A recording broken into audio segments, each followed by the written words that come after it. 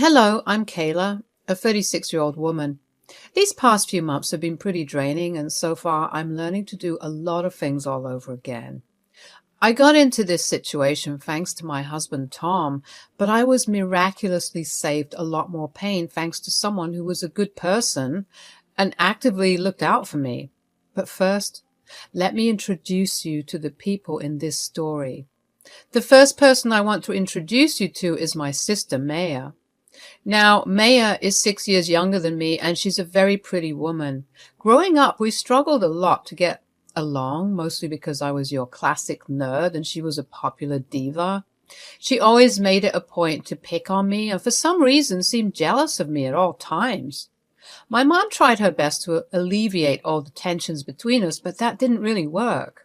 When I moved out for college, she didn't really talk much, but after I graduated and when she was in her teens, we began to talk once again. Well, our relationship got a bit better, but we weren't the closest still. That was the best our relationship was ever going to get, and I was okay with that. The next person I'll introduce you to is my ex-husband, Tom. We met through work and clicked very easily. We dated for around 3 years before deciding to get married. We worked hard and managed to buy our first house together, although since I was the one making more money, the mortgage and deed were in my name. After about 2 years of marriage, Tom asked me if we could have children.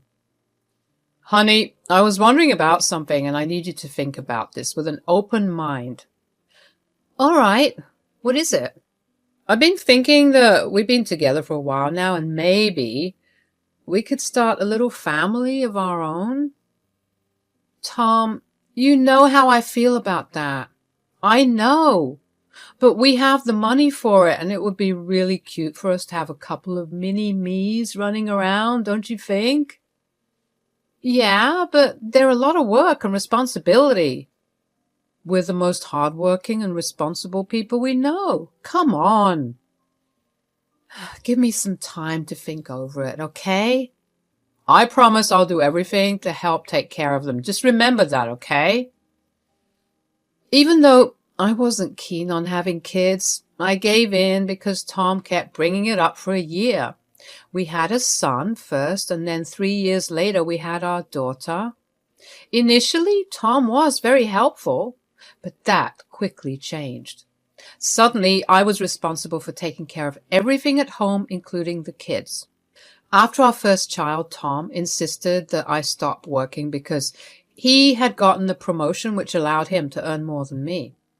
I tried to fight him on it for the longest time, but I decided that it wasn't a hill I wanted to die on and made peace with my new life.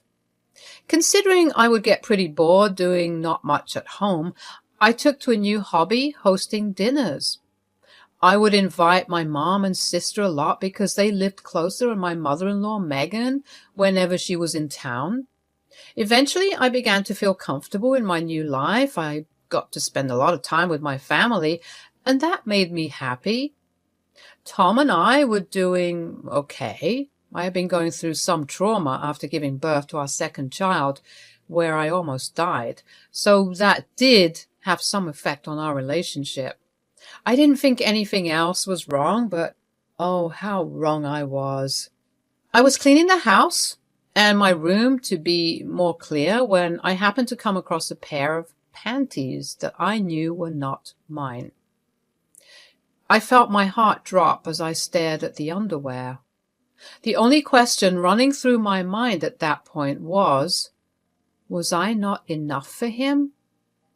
I knew that I had been behaving differently, but I had just given birth to our second child, and sure, it had been over a year since that happened and I was still feeling the effects of the birth.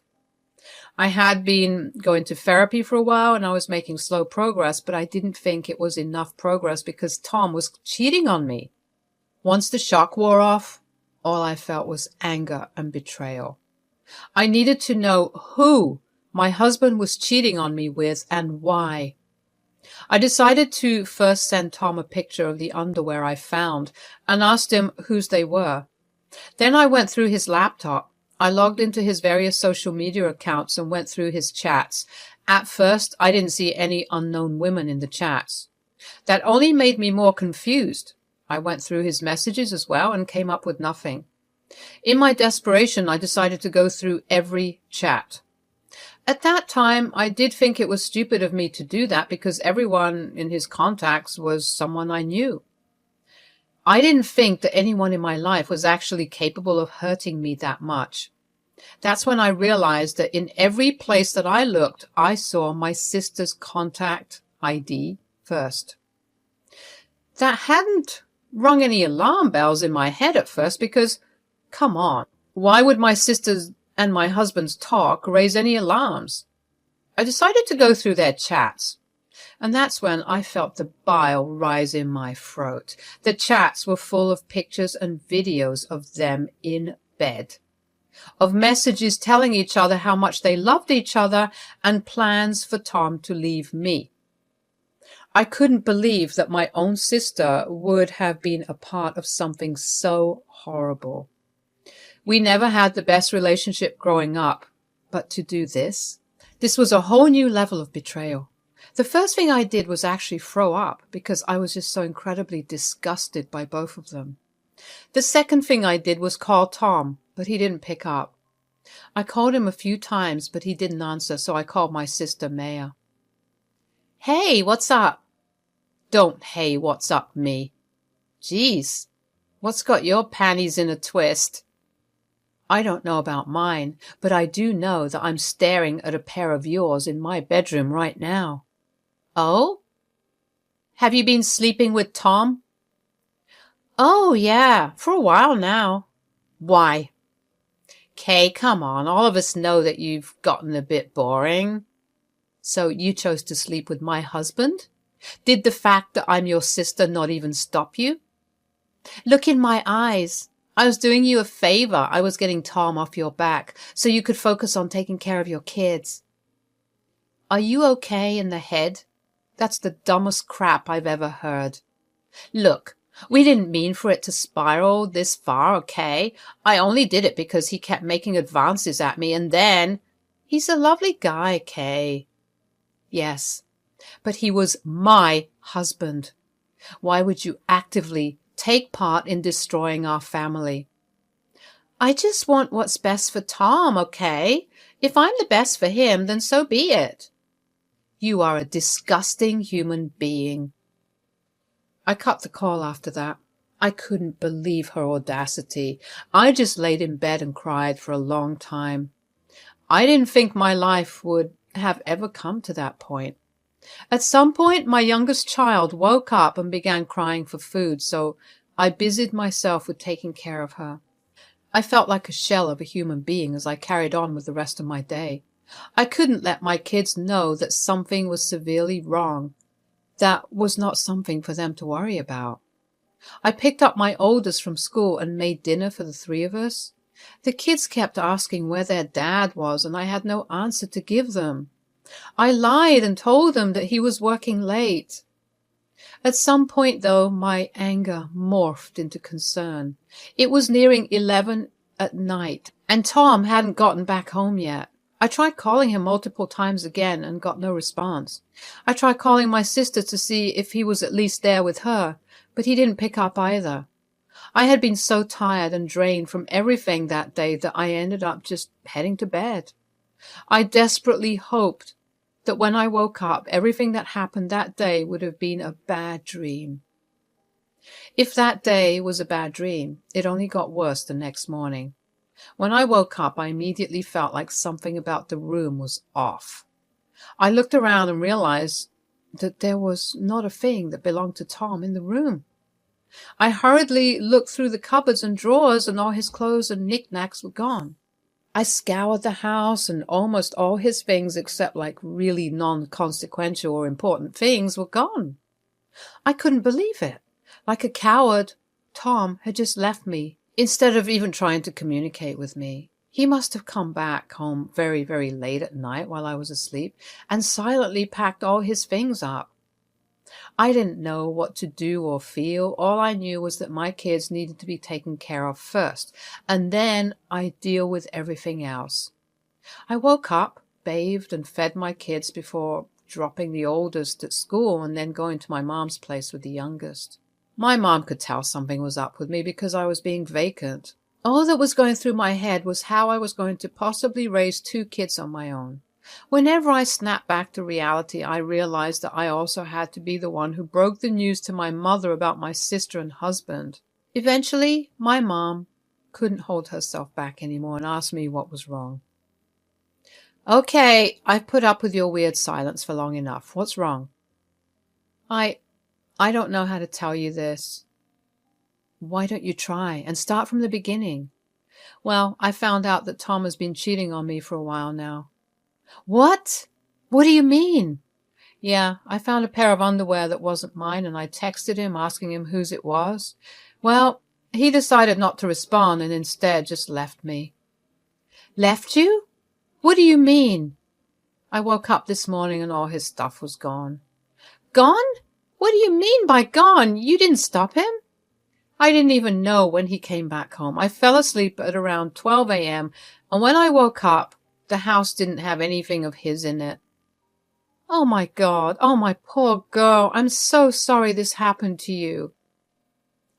Yeah, well, it gets worse. Oh no, what is it? Do you want to know who Tom cheated on me with?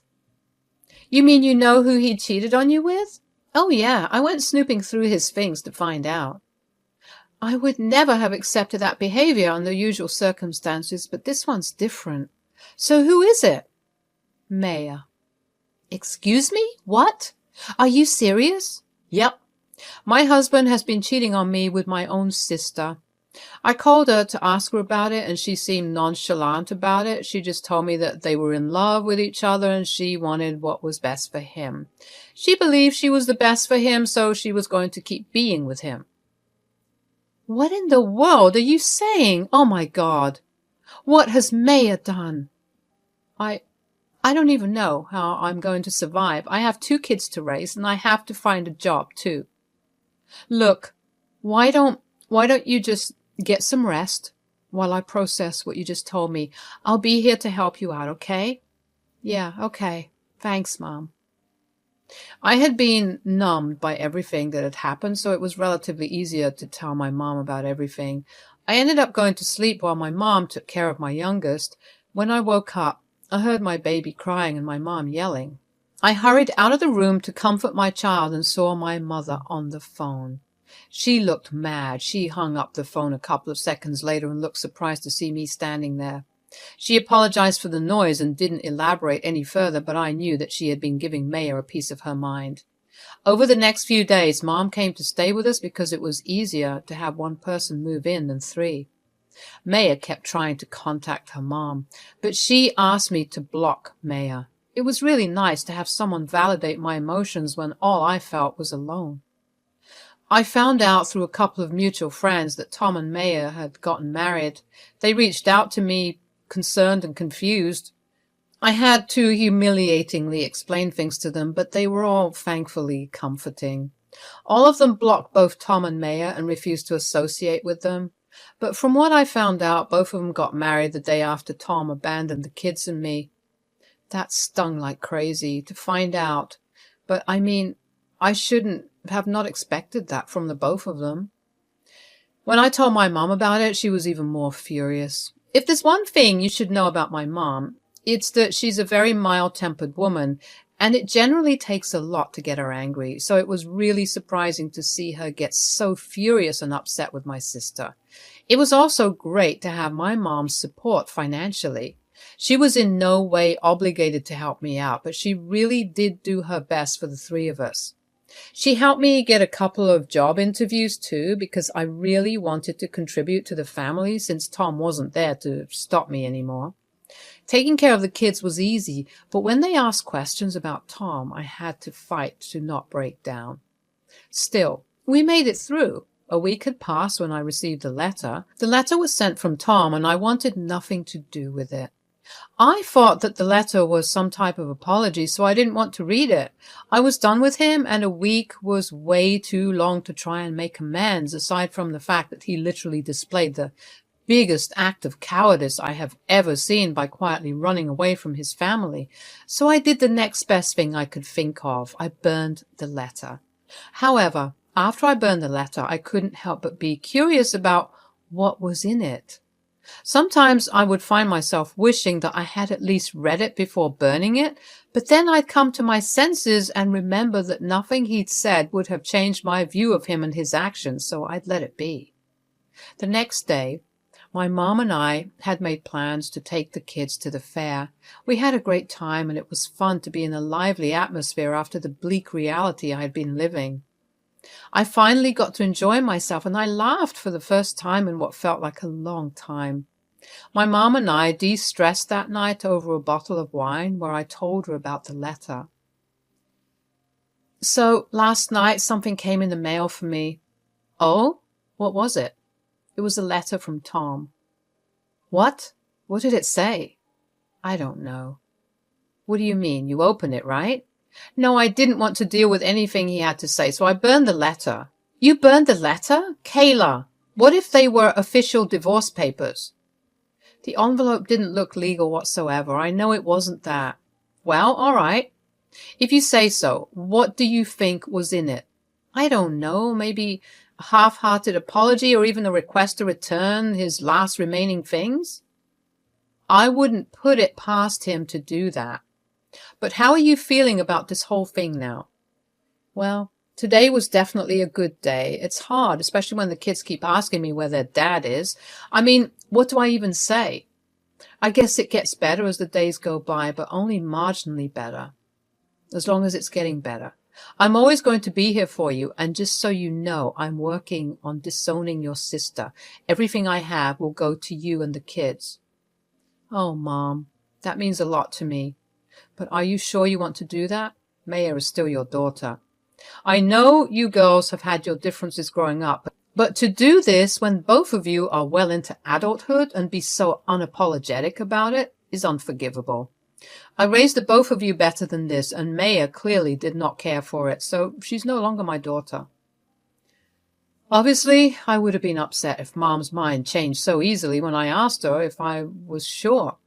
But I knew that Maya was still a baby that she had birthed. I mean, I could never imagine how hard it must have been for my mom to do that, because I could never imagine doing that to my kids.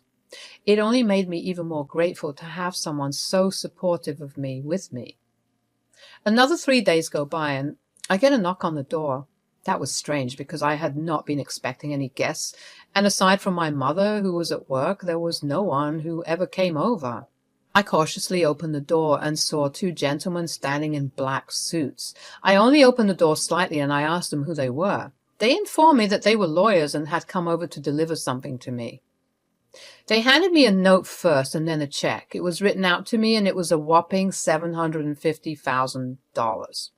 My jaw fell to the floor when I saw the amount. I tried to tell the lawyers that there must have been a grave mistake, but they assured me there wasn't, and they urged me to read the note. The first lines on the note were, "Thank you for saving me."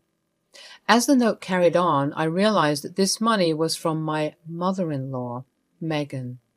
In her letter, she went on to explain that she had been in town 3 days ago and stopped by our place to visit the 4 of us, but no one was home.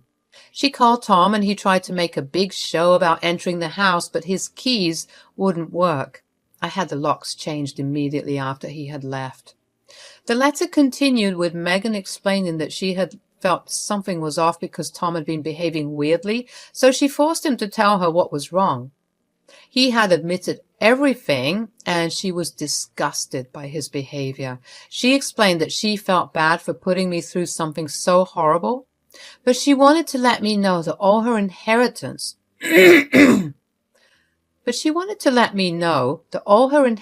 was going to me and her grandkids. She thanked me for saving her from making the wrong decisions and entrusting her son with all her assets. So that was what the check was for. The lawyers then informed me that Megan had been terminally ill and had passed away just the previous day. She had expressed very clearly that she wanted me to have the money as soon as she died, because she wanted her daughter-in-law and grandkids well looked after. Tears welled up in my eyes at the gratefulness and loss of Megan. Megan was truly an amazing woman who always stood for what was right. It was one of the many reasons that Tom had always felt so scared of her, yet I found her comforting. She truly had been a woman of her word and supported me until the very end of her life. A few days later, I got a call from Tom. I already knew what was going to happen, but I wanted to humor myself. "What did you do?" "What do you mean?" "You know what I mean." "Tom, you need to be clearer. What are you talking about?" "Why weren't you at home that day? I specifically asked you to do that." "When did you ask me?" "I sent you a letter asking you to just play along with our old selves while my mom visited for that day." "Oh, is that what the letter said? Did you not read it?" "No, I burned it before I could read it." "You robbed me. My mother was going to make my life easier with the inheritance, but you stole it because you're a selfish person." "That's really rich coming from you. You abandoned your family and only contacted me when it involved your inheritance." "You can't stop love. I did what was right for me." "And your mother did what was right for us. Don't contact me or the kids ever again. Goodbye." After that, things moved pretty quickly. I had served Tom with divorce papers, and I was also granted full custody of the kids. Tom tried to contest the inheritance, but Megan had made it explicitly clear that I was the one who was to receive it, so Tom did not win. Tom and Maya have tried to hound me and emotionally blackmail me into giving them the inheritance or a portion of it, but I have stood firm in saying no. Life has gotten significantly easier since we got the money. I set aside a good portion of it for my kids' college funds, and I invested a good portion of it as well. My mom has been able to retire while I have begun working. My kids have finally accepted that their dad won't be coming back, and when they're old enough, I plan on telling them everything. I'm still dealing with the pain of everything, but I know that there's only one way to go from here, and that's up.